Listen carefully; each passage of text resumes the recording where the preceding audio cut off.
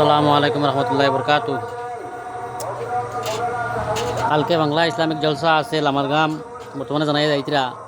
কালকে ইনশাল্লাহ সময় পাইলে আপনারা লাইভ দেখাই মুগে ওখানো নাতে রসুল হইব, এনামুল হক সাহেব আইবা, এমাদুদ্দিন সাহেব আইবা।